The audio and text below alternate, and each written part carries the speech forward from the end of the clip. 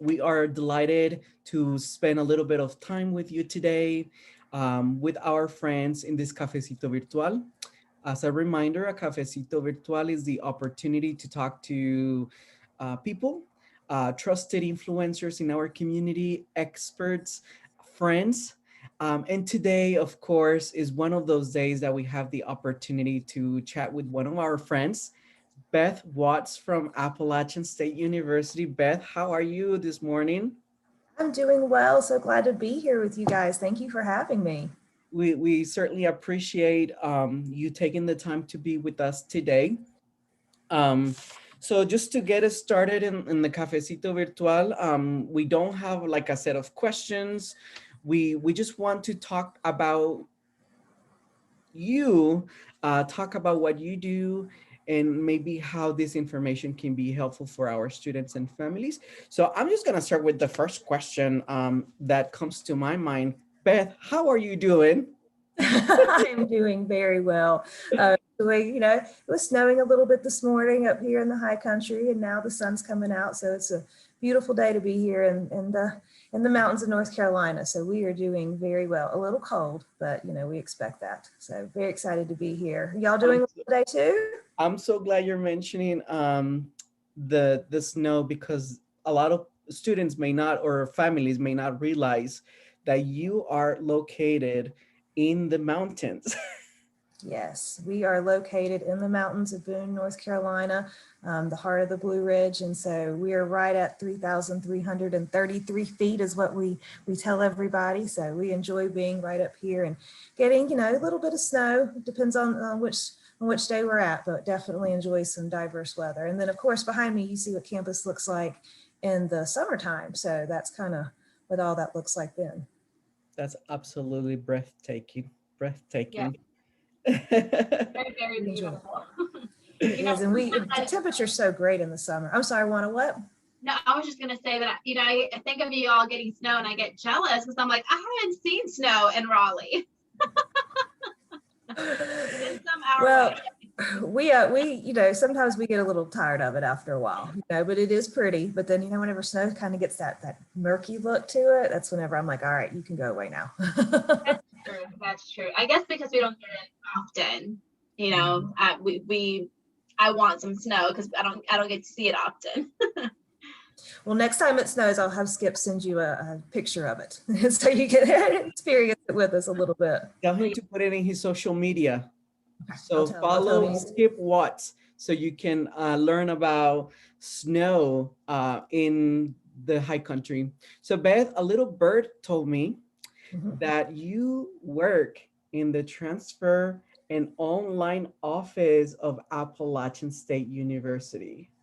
I do, and I love your coffee cup this morning, yes, we do love our transfer students. So yes, I do. I work in online and transfer services at Appalachian State, where I am the Associate Director for Online and Transfer Advising. So our office is unique in the sense that we are dedicated to nothing but transfer students. We only work with those students who are coming in with dual enrollment credit, early college students, and then of course the traditional transfer student. And I work with all those populations with regard to advising. And so we work with transfer students, or those students, from the time that they are ready to come into Appalachian all the way through graduation. So our office has actually expanded in the last year. So we've been very excited about that, to include our online services underneath our transfer services. So we've actually went from a group of 8, I think, employees to now we have 20. And so we brought in admissions. We also do transfer articulation, and then Matt Huntenard also does all of our engagement. And we're really, really excited because coming in fall of 21, we're actually going to get a whole transfer hall. So what used to be the Panhellenic Hall is going to become the transfer hall. So it will be where all of our transfer students are housed. So very, very excited about that. So, but whenever students are looking at transferring credit to any of the institutions, I think that it's very important that they do reach out, because there are offices similar to ours, or admission offices across the state. So if you're looking at if a student's looking at going to UNC Wilmington, they can reach out there. So I think it's very important, whether they're still in high school or a traditional transfer student, that they're doing that early outreach. So I think that's one of the big things that I can give advice too. I know we're getting ready to do some outreach to our rising seniors who are going to be looking at dual enrollment credit and early college students, trying to make sure that they're going to be taking the correct classes. So whenever they get here or wherever they're going to be going, that they're going to have a head start and be, you know, on the path to graduate maybe a little bit early and saving those dollars for sure. Absolutely. No, that comes, Juan and I talk a lot about preparation for college, and it sounds exactly your what you're trying to do is to prepare students to be successful in college. So that whole preparation, I heard you saying like it is very important. Very important, very important. Go ahead. Students need to be asking questions early on. You know, reach out, especially dual enrollment students and early college students. We have, those students are taking credit, and that's awesome that they're taking that credit. We want them to do that. I think like over half of our first year students last year came in with at least 6 hours of dual enrollment credit, but they need to be taking the right courses depending on their major. And so that's one thing that I really stress with students, is making sure that they're working with both their high school advisor and a community college advisor to ensure that they're taking correct dual enrollment classes, so that whenever they get to Appalachian, those courses are applying, or wherever they're going to go, that they're applying the way they need to. So you're saying that we can take classes during high school, or if we transfer, that Appalachian will use for my degree that I want to do. Is that what I'm hearing you say? Absolutely. So yes, so the way degrees work is usually, and this is kind of across the board, you usually have some sort of general, oh, my dogs just started barking, I apologize. You usually have some sort of general education that you have to do. And that can be different depending on the institution. At Appalachian, we have a 44-hour general education curriculum. And then from there, you do your major coursework. And of course, that's going to be dependent on whatever major the student is choosing. So the great thing about dual enrollment courses is a student, if you already know the major, can look at what's called a baccalaureate degree plan, or some institutions call them a transfer guide. And these tell a student if they're going to be completing a 2-year degree, what courses they can take to complete that degree. If they're not, then it can tell them what courses an institution suggests that they take for that major. So for example, if you're going to be going into something like nursing, and you're going to be, and you want to get some of those prerequisite courses out of the way, it'd be really great if you could look at one of those guides or those degree plans to see that, okay, you need to take anatomy and physiology, and you need to take chemistry and some of those courses, because it'd be great to get those out of the way in high school when you're not paying tuition and fees at an institution. So I really encourage students to do dual enrollment.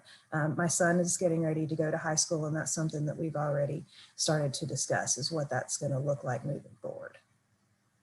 Yeah, and Beth, one of the things that you mentioned that I think is so important is to make sure that that students are taking the correct courses. So what are some things that students can do to ensure that those courses are the correct courses that they should be taking? Well, like I said, all institutions have these degree plans. And so they're a great way for students to go ahead and get that information early on. Now, the degree plans tell you how you can complete a 2-year degree at the community college and then transfer. And if that's not your intention, that's fine. It's still a really good tool to help you choose courses for that major. So let's say you wanted to go into something like, what's a popular one for us is psychology. A lot of students like to go into psychology. And our psychology BS degrees require that you take some extra math and sciences. So you can take those at the community college as part of dual enrollment or early college. And again, get those out of the way. So students really need to get on the university's website and look at those degree plans. They're probably going to be housed under the transfer admissions or transfer advising web pages. But they're very important to look at, and then reach out with questions. If you're not sure, it's never too early to reach out. And I think that's one thing that, you know, students are kind of intimidated to reach out to a university, and they shouldn't be. We want our students to feel comfortable coming to us with questions, and so we welcome that. So that's one of my biggest advices: reach out early, get help if you need it. Right, and I'm just wondering if the high school student, would they talk to their counselor, or would it be more beneficial for them just to reach out to the university? Do counselors have this information to share to the students? Well, we try to do, I know a lot of the universities do counselor workshops, and so we try to get this information out.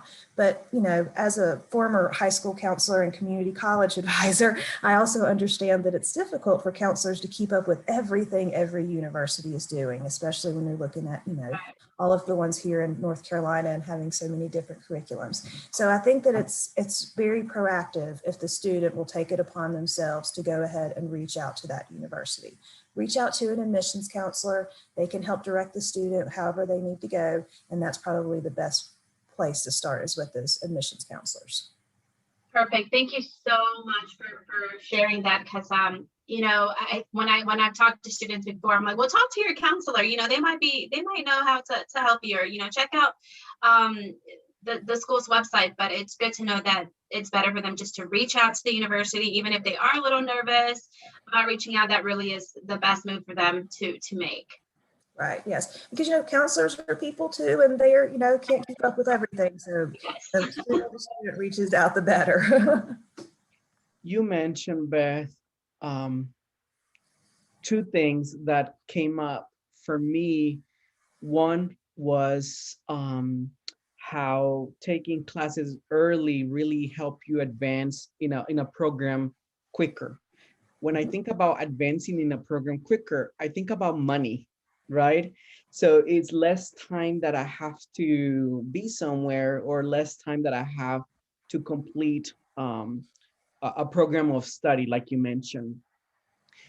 I'm very aware that we have many of our students that are completing FAFSA, and of course may be eligible for financial aid, but we also have big numbers of our students that are DACA and undocumented that don't have that opportunity. Therefore, everything is out of pocket, right? So that's where I would like for us to think about it a little bit. So you mentioned taking the right courses, and you mentioned um, because it kind of fits into a program of study, right? Mhm. But also, my understanding is that you have to have a certain grade as well. Not just Yes. because you take the course and it's the right course is going to transfer. There's like a series of things that need to happen. Can you talk to us about those things? Absolutely. So you're right. Students do have to complete a course with a grade of C or better. Now, students have completed a course with a grade of C minus, and that does not transfer. So it has to be a grade of C or better for anything to transfer. And we also have to have official college transcripts. So if a student is taking dual enrollment courses and that's listed on the high school transcript, that's great. But whenever the student wants that to transfer that course to the university, they need to have the official college transcript sent. And that's requested through the registrar's office at the community college. And so that's very important to understand. And of course, every university has a little bit different admission requirements, so students need to be paying attention to that also. You know, especially depending on where they're going to go. If they're going to go to Chapel Hill, of course, that's going to be a little bit different than if they're going to come to Appalachian. So I think when they're doing that early research, it's also important to pay attention to those admission requirements, because if they want to get into that university, they need to be meeting those standards. So that's another good thing that they need to be paying attention to, is how making sure they're going to get the grade that they need, they're taking the right course, and then are they meeting the admission requirements for the university they want to attend. I also think about, Beth, being careful where the students do take those classes, because I can totally see how, if they stick with the great university system that we have in North Carolina, the community college system, whether they're public, independent, they're going to be okay. But then there are some schools that may not have the accreditation that you need. Can you tell us about that? So a lot of those are going to be your for-profit schools. Those are not public or private institutions, but they're more like for-profit. And so that in that case, a lot of times the credit will not transfer. So institutions have to meet, as you said, a certain standards for their curriculum and what we call accreditation. And if that institution isn't accredited in a certain way, then that credit is not going to transfer to Appalachian. One example is if a student were to go to like SCAD in Georgia, that credit doesn't transfer well. That's not really a for-profit school, but it's just an example of a school. Also, if a student has gone to an institution that was on a quarter system, we don't see a whole lot of those anymore, but if a student went to something that's on a quarter system hours do not transfer as equivalent semester hours. And so a lot of times that credit comes in as elective credit. So I agree, it's very important that students are paying attention to where they're attending and if that credit will transfer. Again, those are questions that you can ask whenever students reach out early on. Go ahead and start asking those questions of where should I be going? You know, generally community college classes are going to transfer to any of the state supported schools just because of the comprehensive articulation agreement that has that allows for that partnership. But I do agree, students need to pay attention to that and then also pay attention to how the credit will transfer to the institution because that's not universal either. So a lot of times, you know, if you're taking a community college class, it is guaranteed to transfer again based on the comprehensive articulation agreement, but it doesn't have to transfer the same to every institution. So if you're taking English 111 at the community college, it'll transfer to Appalachian as RC 1000, but it will transfer to somewhere else as another type of class. So students need to make sure that they're paying attention to that. Appalachian has what's called a course equivalency tool, and this tells you how courses have transferred previously, and a lot of other institutions have those also. So I encourage students to look on there and to see how their courses are going to transfer if they're unsure. That's awesome. So some sort of tool that students can go in, check, I'm planning to take at Guilford Tech, this class is going to transfer this at Appalachian. All right, yeah, let me, you know what, let me share my screen and I'll show it to you real quick. I love show and tells. All righty. So do you see the course equivalency tool over here? We can, yeah. Okay, so you're going to select the term. Students will select the term that they're going to attend. Right now, a lot of students are applying for fall 2021. The type, it's always going to be US. We do have military and international credit on here. And then, of course, you're going to select the state that your institution is. So we're going to say North Carolina, and we're just going to pick, we'll pick Asheville Buncombe, right there we go. So again, this is going to tell you, this has got over 1,000 entries in it. So this is going to tell you how all of these courses are going to transfer. So you'll see if you took English 111, it's going to transfer as RC 1000, English 112, and so on and so on. But the about this also is you can hit this add button, and then down here at the bottom, it helps you develop your own preliminary credit evaluation. So then you can keep track of how all that's going to happen. Now, again, these are different for every institution, but they're great tools for students to go ahead and start utilizing and making sure they're taking the appropriate courses. I can totally see someone with their advisor having the transfer guide that you mentioned and also having access to this tool, being like really being in a really good position to be able to create a schedule, right?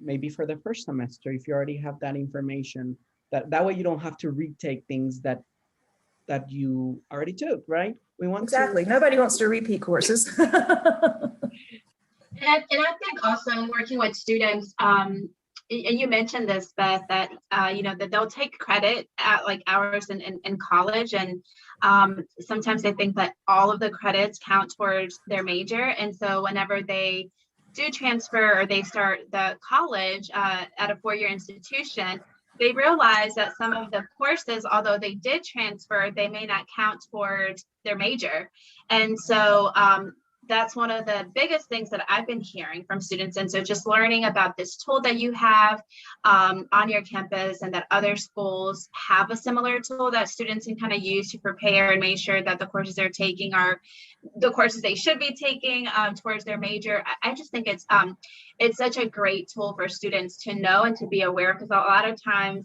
we think, oh yeah, I'm going to take all these courses and I'm going to be able to finish my four-year degree in like 2 years, but then they don't realize that, oh man, like I have to take this class because this class didn't really transfer like I thought it was. So that is a really great tool. And I want to say that the University of North Carolina system, they have also a very similar tool online that students can use as well. But I think going it seems like going directly into the institution's page is probably the best kind of resource for that student. Well, and if a student's got you're right, the UNC system does have a web page, and I'm sure I have it bookmarked somewhere, that kind of has everything together to where a student could look at all of the different guides from all of the institutions. They just have it all grouped together to where a student could look at NC State, App State, AB, or Asheville, wherever they wanted to go, and kind of compare and contrast. So, but it is on the UNC system website. You're absolutely right. But I think you made another really good point, is that, and this happens a lot with our early college students, is that a student will go to early college and think that, okay, I've got my 2-year degree and then I'm going to be done in 2 years. Well, that's not always the case. Oh, I'm sorry, y'all. I'm sorry, I apologize. But that's not always the case, because what happens, it's dependent on the major. If a student is going to do something like interior design, that major is already, if a student came in as a traditional first year, is a very robust and can take up to 5 years. So if a student comes in thinking they're going to be done in 2 years with interior design, that's not going to happen. So there's a lot of those conversations that we have to have with students that say, oh, I'm done. And no, we've got another 3 years to go.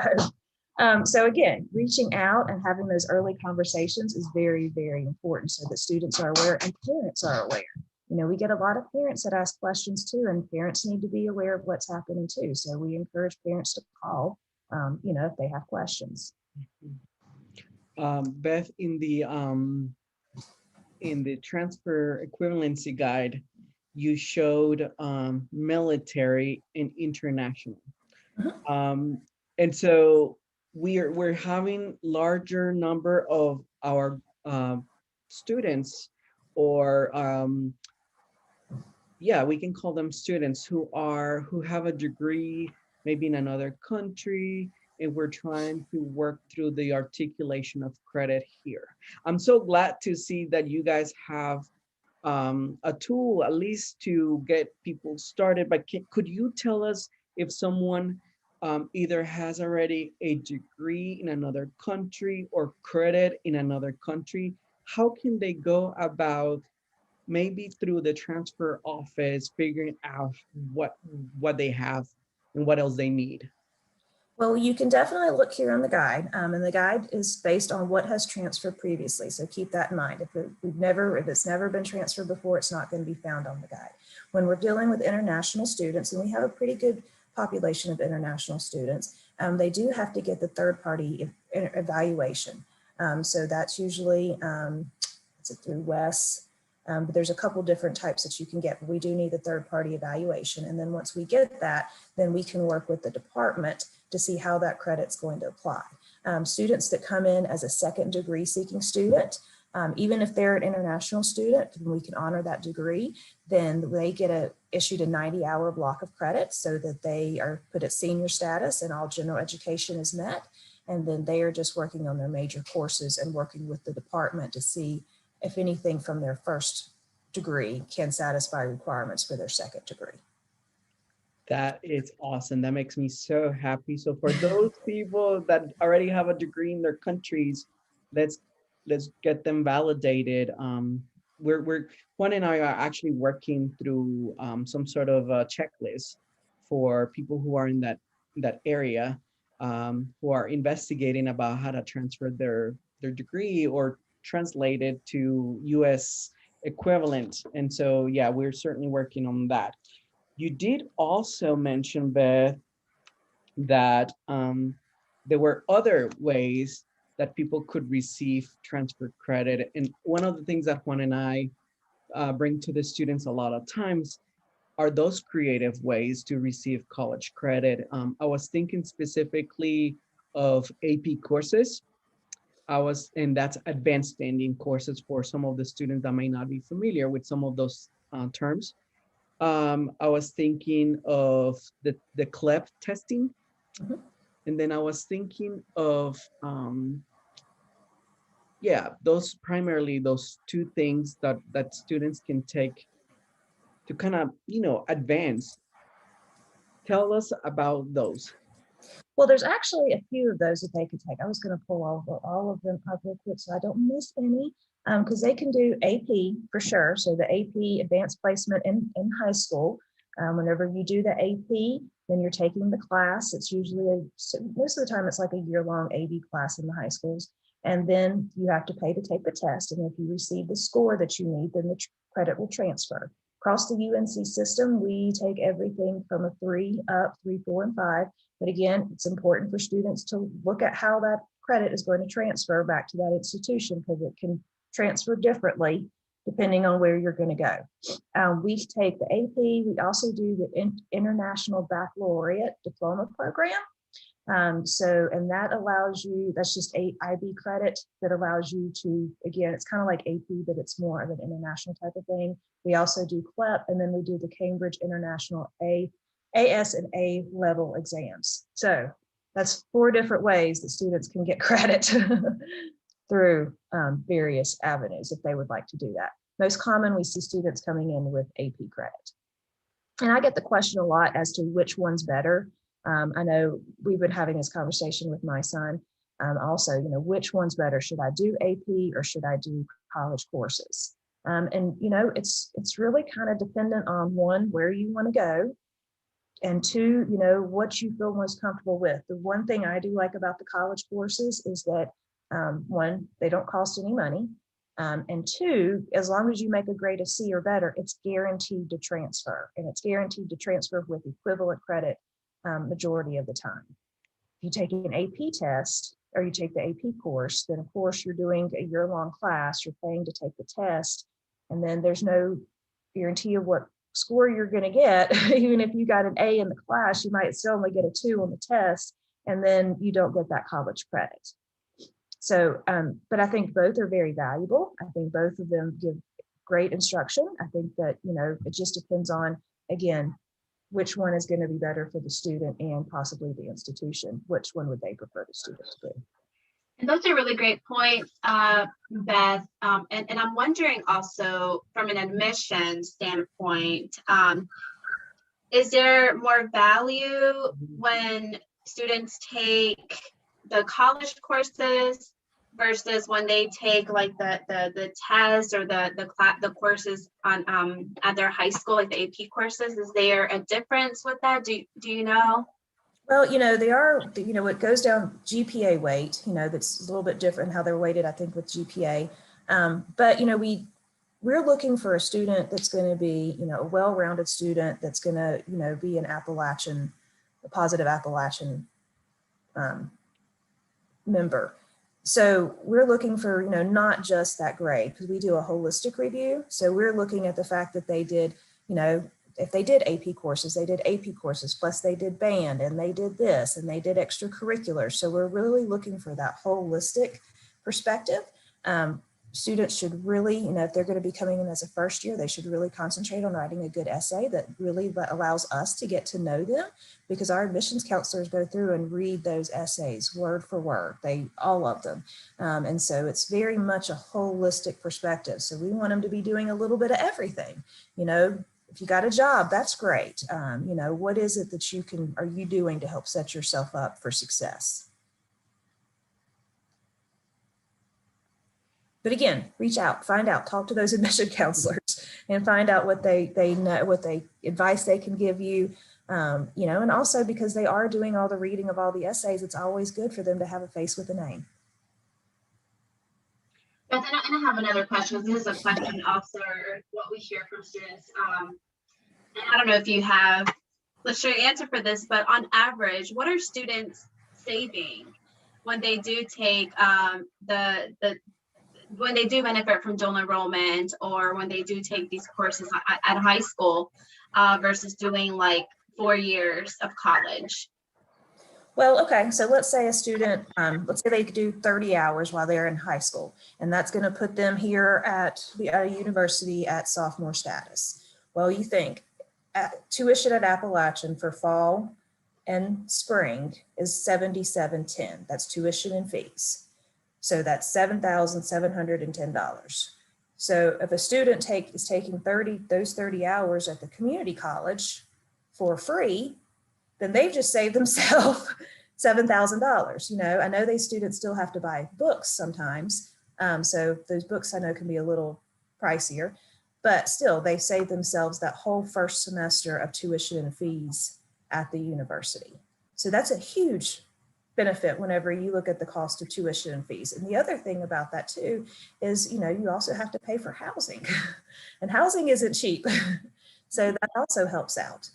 So it's things to think about, Yeah, and that's a lot of money when you think about it and when you put it into perspective. It definitely, students can really save a lot of money by benefiting from the opportunities at their high schools, taking those free courses while they can. And like Juan has mentioned earlier, he mentioned the DACA and the undocumented students who usually a lot of times I do have to pay out-of-state tuition if they're going to a public institution. And so taking these courses can really help them minimize the overall cost of college. So that's wonderful. I mean, that's great that they can save that much money.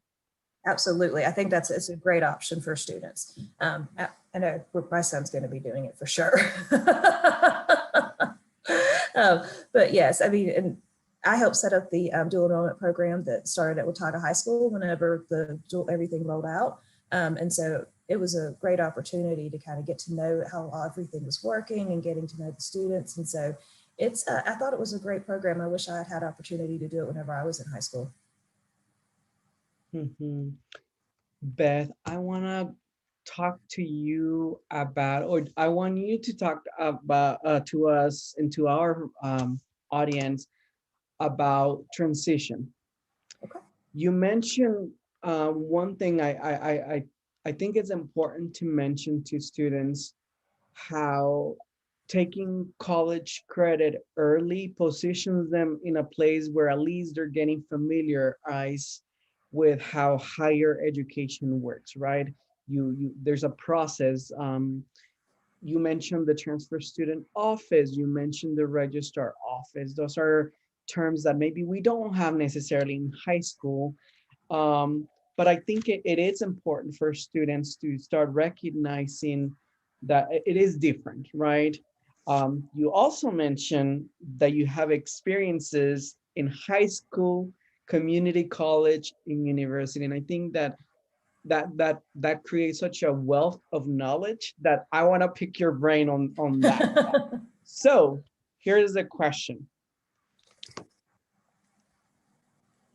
We advocate for students to follow the pathway that it's important to them, or the pathway that they can, right? So we always advocating for following their dreams, their aspirations, their own ways. There's really not one way to do that. And so today you mentioned a lot of different ways to be able to do that, right? Through the community college, maybe take some AP classes, CLEP, some other ideas, right? Right. But also it's college is so different. Like I keep hearing students saying, when I took classes during high school or I went to the community college is very different.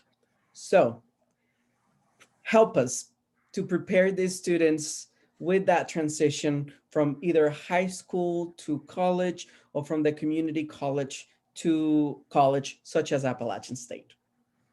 Well, I think that in that transition, it can be a little bit of a shock to some students sometimes, especially those students that have come from a smaller institution. If we've had students that have come from something like Wake Tech, where you have like 40,000 students, that's a little bit different experience than if you've got somebody coming from one of our smaller institutions, such as like Haywood Community College, or even coming from a smaller high school to a larger university. We're just over 20,000 students right now. And so that can be a little intimidating. But I think one of the big things is when COVID is over and you can get back and you can come to visit campus, is go visit the campus.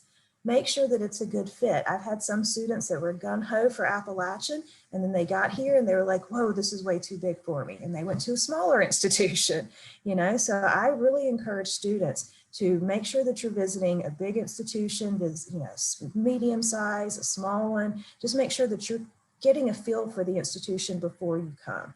Then once you get there, it's very important that students get involved and put themselves out there. Now that can be a little intimidating, I know, to think, oh no, you want me to go meet people and talk to you, especially after we've been in a pandemic and we're doing everything virtually.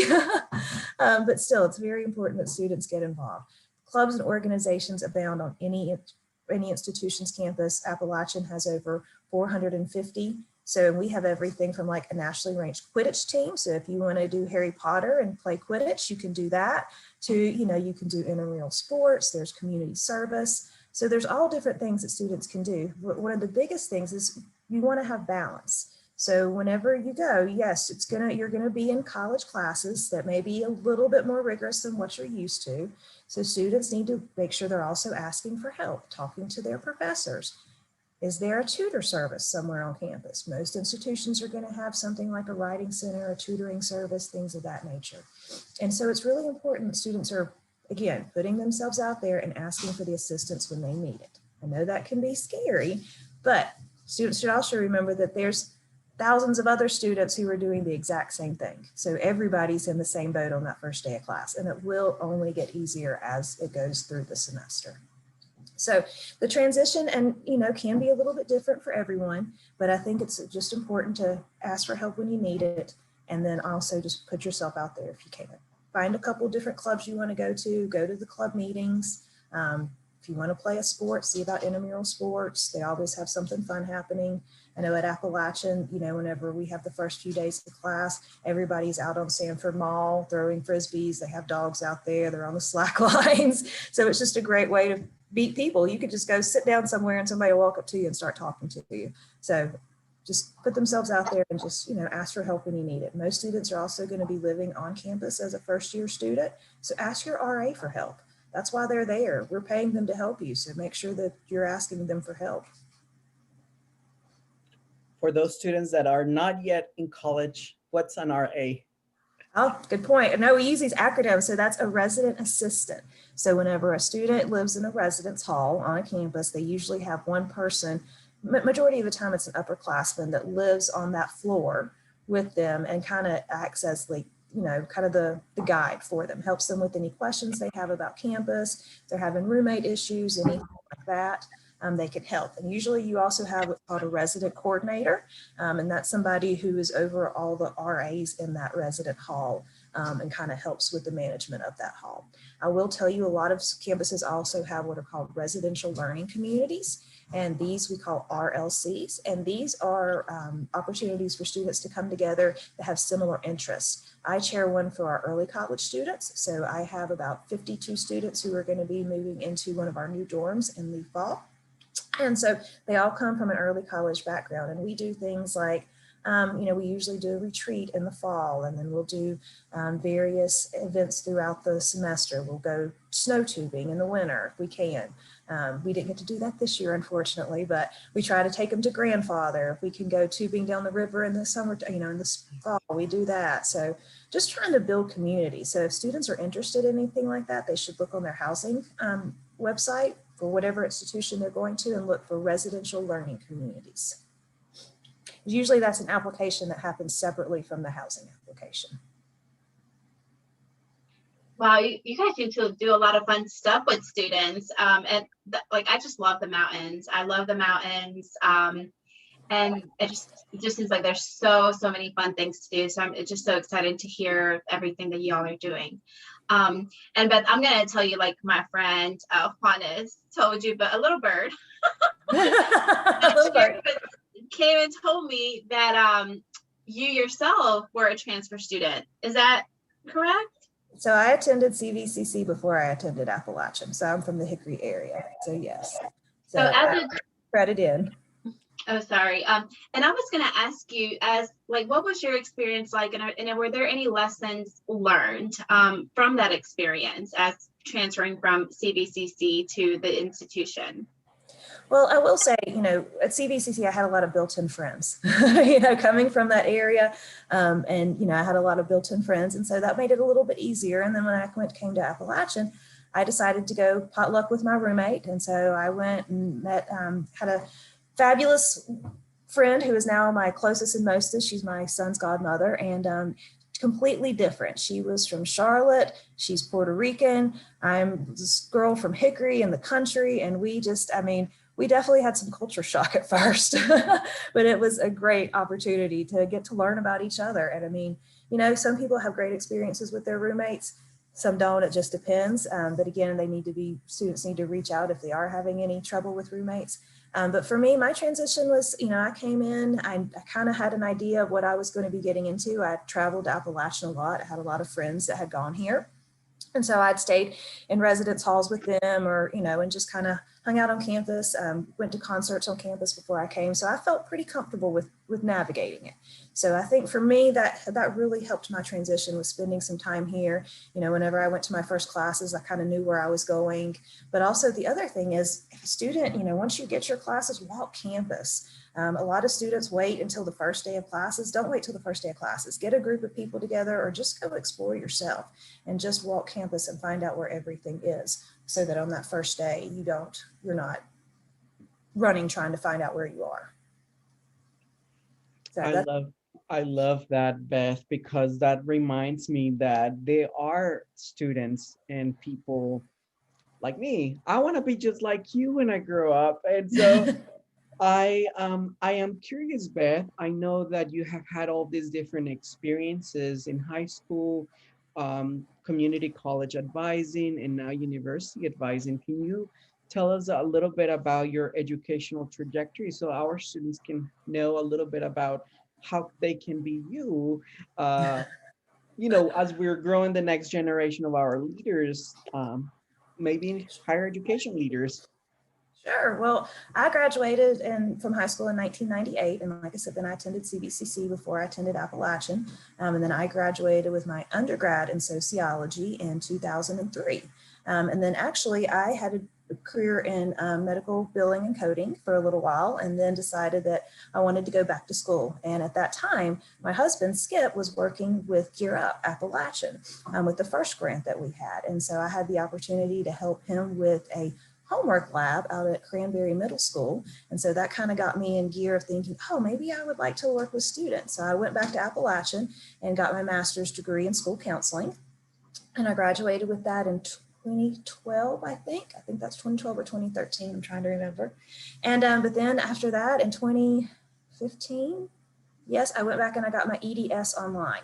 So I went through the online program at Appalachian and got my EDS. And now, Juanez, and you and I have talked about this a lot.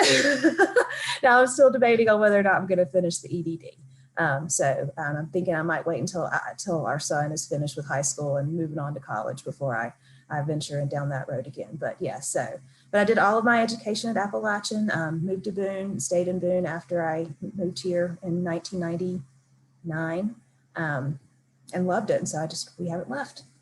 I was fortunate enough to get to work at both Caldwell Community College and Appalachian. So I feel very fortunate to have gotten those opportunities, and the opportunities at Watauga High School, because that's where I did my internship for my school counseling and got to work there some also. So very excited to have those opportunities. And I hope everyone can do that, or something that's going to make them happy.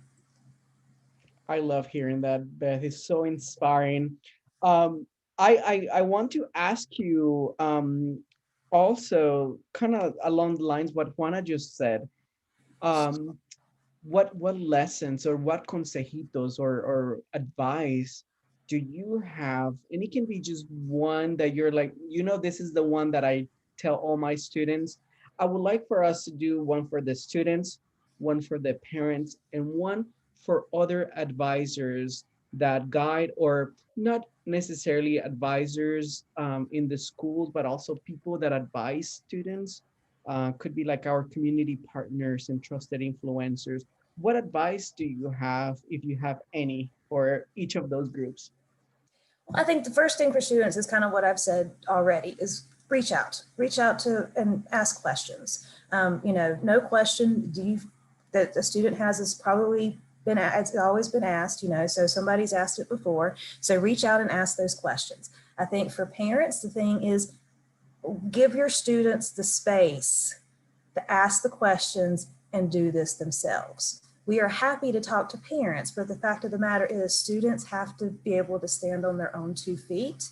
And so my advice to parents, and as a parent that's going to have to probably swallow these words myself, is let your child, sometimes your child has to fail to grow, but sometimes you just got to step back and let them do this on their own, because once they get to college, you can't be beside them every day doing it for them.